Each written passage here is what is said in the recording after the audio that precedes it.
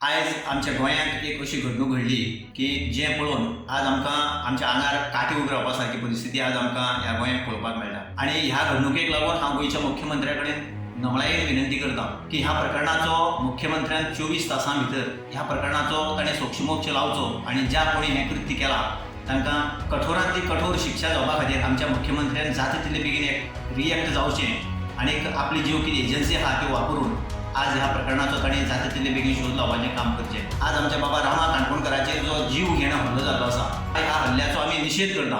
रामा काणकोणकर एक फक्त आदिवासी न्ही तर तो सबंद गोंयच्या जनतेक ज्या ज्या भागांनी गरीब आमचे जे कोण आमचे गोंयकार भाव आसा तांचेर जेन्ना अन्याय जाता, निसर्गाचेर जेन्ना अन्याय जाता,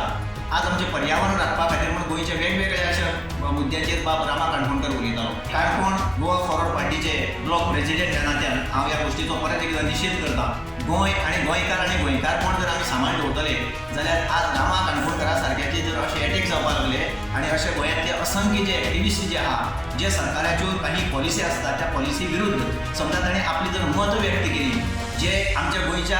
पर्यावरणाच्या बाबतींत म्हणा आमच्या डेव्हलपमेंटाच्या हेतूंतल्यान सुद्दां ज्यो काही गोश्टी घडटा